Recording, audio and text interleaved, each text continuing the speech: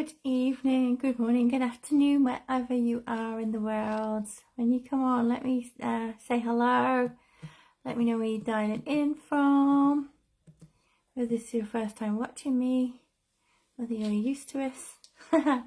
Just checking the comments are working here. We're just waiting to say hello. So, I had this question. Oh yeah, I don't know if you like this glitter. Kind of a bit annoying actually. I think I'm going to turn it off.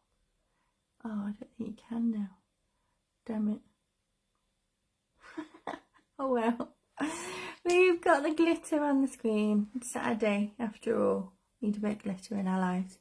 So I asked this question about how do you know if you are 100% attached to the light? And I would really like it if you answered this question. I answered it in a few of the groups that I'm in. Actually, I'm in quite a few different groups. I asked it in my own group, I asked it on my profile, because I wanted to get an idea of what the understanding is of connecting to the light only, and also what it feels like. And the answers that I got were so varied. It was quite interesting looking at people's answers and seeing like where they came from, like where these ideas come from. So I want to share a little story with you. So along my spiritual path and on my spiritual journey, I started working with a couple of people. So when I really thought I needed some extra work was when I went through a very toxic relationship. And you know, in human terms, this would have looked like an empath, me being the empath, and then a narcissist or someone who's got serious mental health problems. And that is when, after that relationship broke up, I sought to get some help and go on a real deep learning curve, and also really look at the wounds that had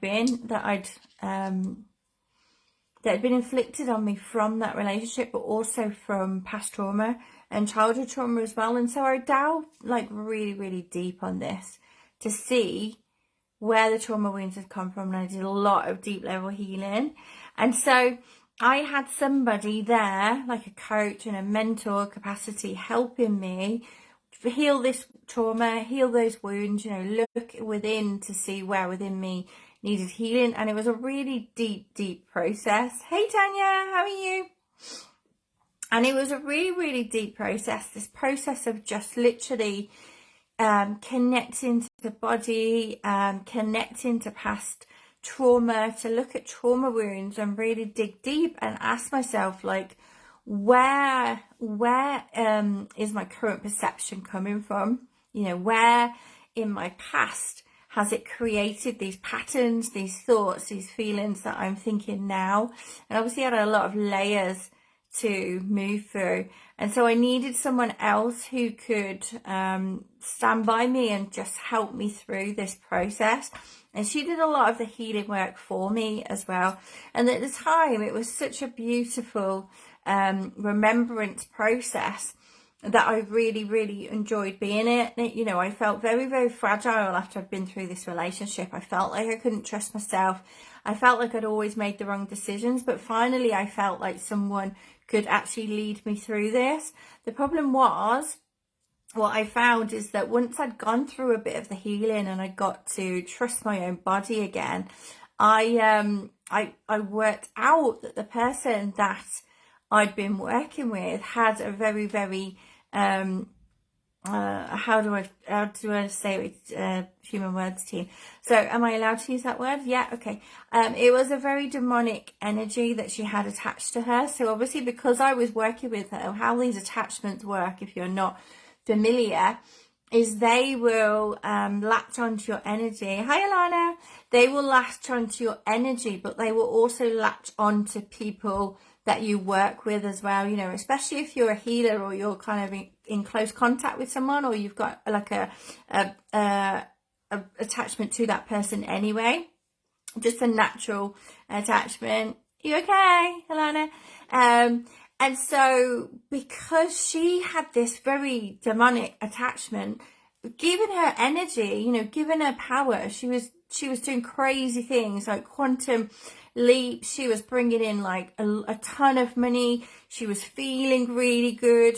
She was showing up and she was empowered, and she had this really big following. I mean, she still does, and I don't really know what position she's in now, but she, on the outside, right, everything looks so beautiful and just so in alignment. And for her, it felt like it was in alignment as well. So the reason why I asked the question was, you know, if you've never been through that process of having an attachment or being close to somebody who has had an attachment, you will never, ever, ever fully appreciate that your link to the light beings that give you information, to yourself, to your team, to your cosmic guides, however you refer to them, you will never ever fully appreciate what that is, a pure 100% light attachment. And the reason why I talk about this is because I see so many people making this mistake, and it's really, really important, especially as we're growing. You know, we are here to make massive changes in the world, and you can't do that if you're not 100% sure that who you're receiving messages from, energy from, actions from are actually 100% from the light. And because this lady did lots of work on me, I actually received, it attached to me, but I got rid of it. But I actually received a very serious attachment as well at that time, because I wasn't aware of what it would feel like when I had one. I only was aware of, you know, the feeling and the repercussions after I got rid of it, which is quite scary if you think about it. Like, you could just pick up an attachment from somebody who's got an attachment just because you're in close contact with them, or because they're doing healing work, or they're your coach, or, you know, all the things. So this is why I speak a lot about these things. I speak about connecting to the light. I can speak about what it feels like. You know, I speak about using your own physical body. Hey, Angelo. Hey, Madeline. I speak about all these things because it's really, really, really important. You do not want to be attaching. And it was quite interesting, actually. I asked people a question like, how do you 100% know that who you are communicating with is 100% from the light? And a lot of people said things like feelings, intuition, gut, the signs that they send, the signals, you know, things external to them, how it feels hey Lily, the feelings, you know. But I'm here to tell you that those feelings, intuition, emotions, signs, signals can all be hijacked. So I want to know if you've got any methods that you use to connect to the light. The method that I use, and I found to be the most effective,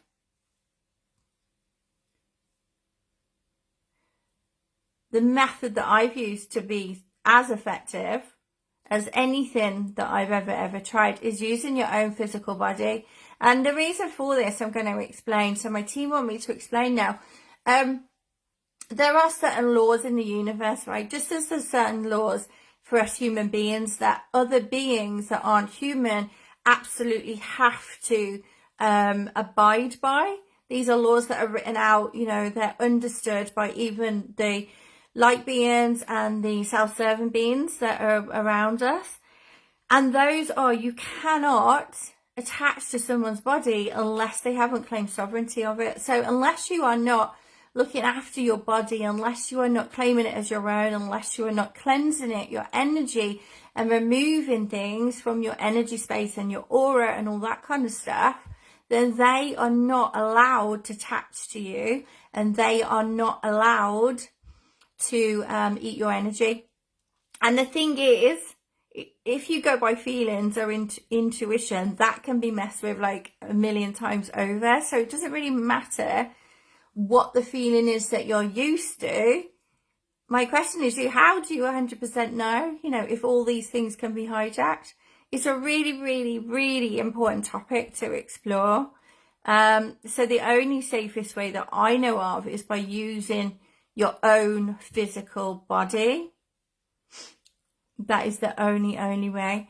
But the thing is, Magdalene, it says, you say, always ask the light to protect you. The thing is, these self-serving beings, right, will always protect you anyway. Let's just assume they're not from the light. They will protect you because they want you to carry out their mission. And I'm not saying this relates to you in particular, but I see a lot of people just, you know, using cards, for example, downloading messages and just carrying out actions without being 100% certain that, one, they are from the light, two, they are actions which are for the greater good of you, your divine timeline, and also the greater good of all. Remembering that we are here as almost like a beautiful net of connection. You know, we're here to each do our own little part in the whole spectrum of creating the new pathways in the earth. So it's really, really important that every single person connects to the light and knows what that feels like, but not just this feeling, oh, I just feel it. It has to be through your physical body. That is the only way. And it has to be through your heart space as well. And I'll tell you why. And I've said this a few times when my team are like, you've got to tell them again. And I'm like, okay, I will tell them again. The reason why we have to use our physical body and our heart space, guys, is because at some point, right? At some point, our minds are already quite outdated, aren't they? You know, if you think about how many limiting beliefs our minds have. I mean, I see them all the time. I say to someone, no, that's just because that's not possible for you, or that's how you saw it, doesn't mean say it's somebody else's way.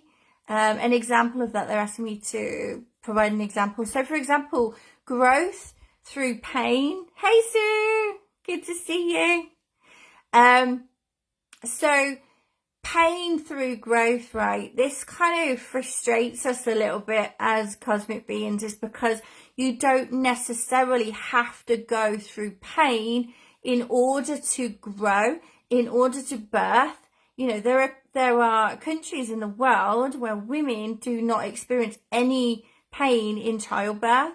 There are some countries in the world where you don't get pain relief for childbirth. And I'm one of those people that gave birth without pain relief. Like my youngest daughter, I had no pain relief to push that baby out. She came out like a superhero. And for those of you who've met her online, you'll understand that. But she really did. She kind of whooshed out. I digress anyway. But the thing is, that's what I mean. Like, it's a societal limiting belief that, you know, you have to go through pain to grow. As is, this is another one that I picked up today from the groups, is that in order to connect to the light, you have to have the dark as well. And I think, again, that is another societal limiting belief, because we are, as beings, or light beings, we need to get rid of anyone on this call or anyone who's attached to the dark in any way. But as light beings, we are looking to fill our bodies full of more light, aren't we? You know, we're looking to just focus on the light and become brighter and brighter and expand our capacity to serve in the world. And I don't know about you, but that is why I'm here. It's to become like a lighthouse. So people, not so people follow me from an ego perspective, but so people go, oh, wow, you know, she's got her gift. She stood into her gift. So we should do the same. Like, I would really like to do the same type of thing in my own expression and my own unique way. And that's what I'm all about. I'm all about people being unique in their own expression.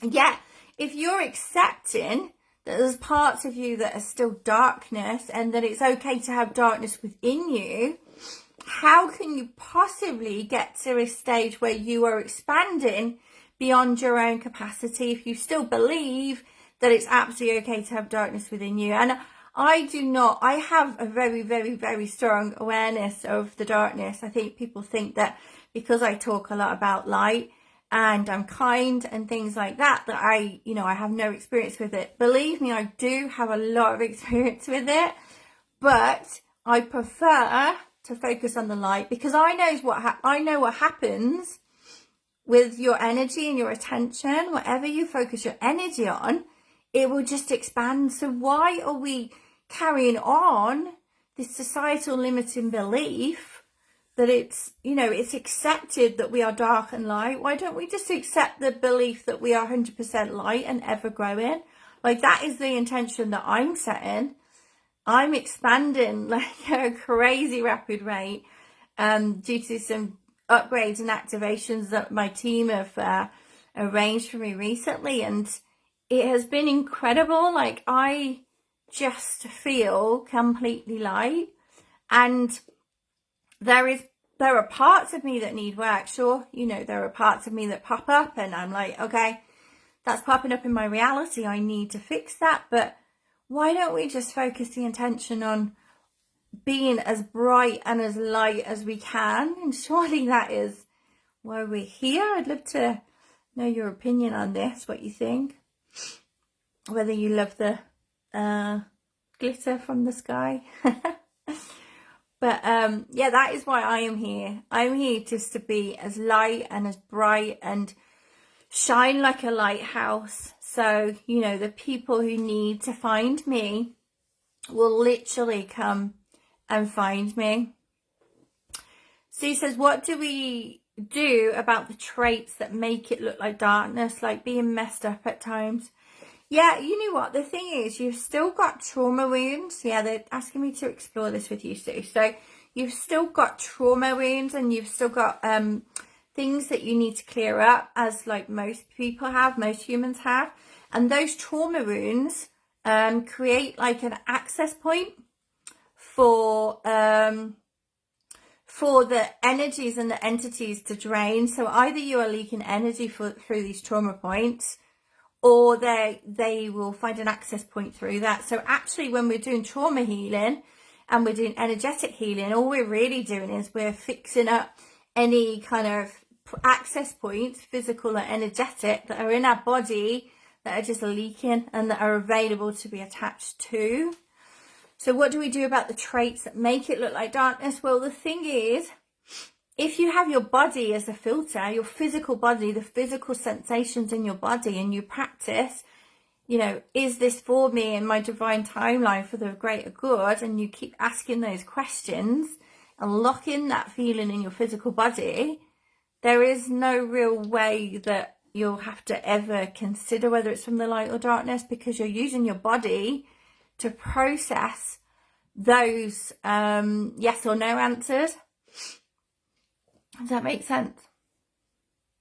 Yes, especially the mother wounds are coming out like a lashing out, been trying to manage with that. Yeah, it can feel at times like, right, you're literally like, they sent me this image of trying to put out like many fires at once, and you can feel quite like there's too much, like it's overwhelming. But the most important thing that you have to remember is that you need to just take one thing at a time, right? Your teams, your light beings, will literally want to do everything on you straight away.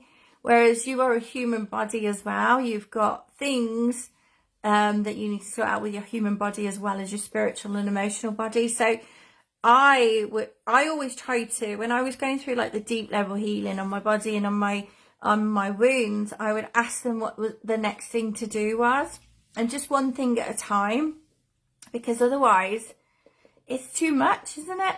And remember as well, Sue, they're saying like you're like the author of your story. You get to decide, you get to write the story, you get to play it, you get to pause them. Because a lot of people believe as well, they're asking me to remind you that you don't have boundaries with beings. Well, beings don't ever switch off. They can come whenever they want. And mine used to do that. They used to come and wake me up at like 3 a.m, almost every day, to give me messages to send people. And in the end, I was just like, there is no way I am getting up now. I need my sleep. So you have to set boundaries with these beings, as the same way as you do with humans. Does that make sense? And the thing is as well, the other thing they're asking me to remind you all is that you are always perfectly in the right place for you. Yeah, it might not feel it as times because you almost can't see everything in front of you that's kind of like laying itself out for you. But if you can just accept moment to moment that everything is working out perfectly and everything is perfect right in this second, then that's how you get through with it, taking baby steps. I mean, I remember, they're asking me to share a story. I remember when I was deep in my trauma, like right at the beginning, and I really just wanted to disappear. I remember just thinking, right, I've just got to take my day and split it into 5-minute intervals. And if I can get through the next 5 minutes, then that's something to be, that's an achievement. And then I would get through the next 5 minutes, and then I would say, right, okay, how do I get through the next 5 minutes? And it was kind of like that. And then eventually I would just make the time slots a lot bigger. But I know that you're not in that level of work. The problem is, like, as soon as you start opening this stuff up, other layers come up. But I'm still working on layers now. So they want me to tell you a funny story. So I've been doing a lot of DNA activations at the moment, which I would consider is like the next level for me. I did the trauma, I did the perception work, I did the healing of past lives, I did energetic clearing, healing, that type of thing, clearing up of wounds, so I've been through a lot of steps. And then recently my team were like, right, energetic expansion on your to-do list. So I was like, okay. And then all of a sudden this guy dropped in my reality to help me with that.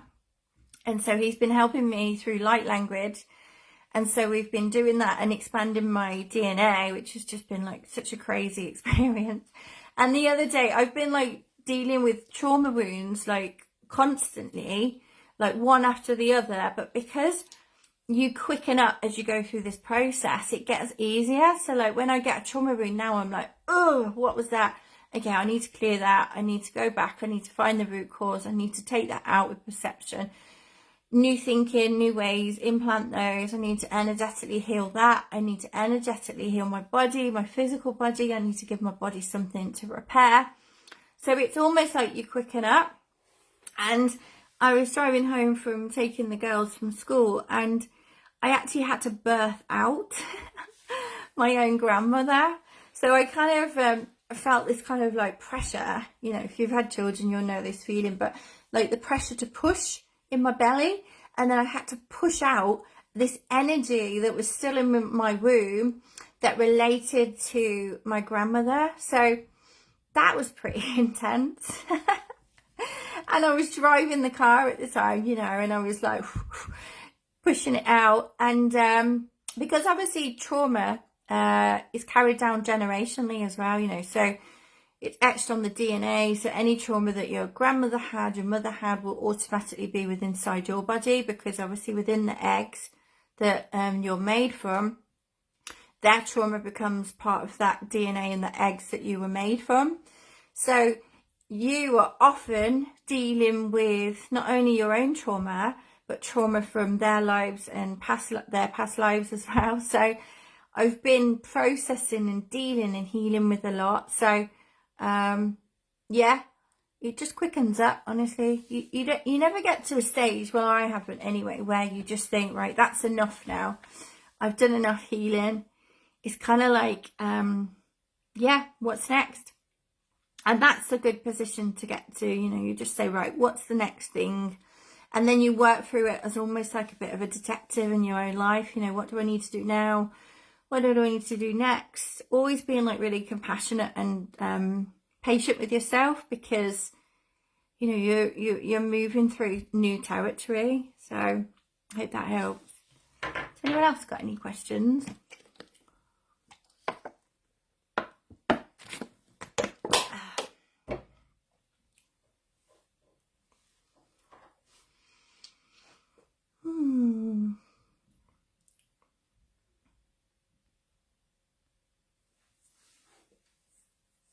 Ah, that's okay, Sue. No worries at all. I hope it helps. Like I love setting up these spaces and giving you all the chance to ask questions and understand a little bit more.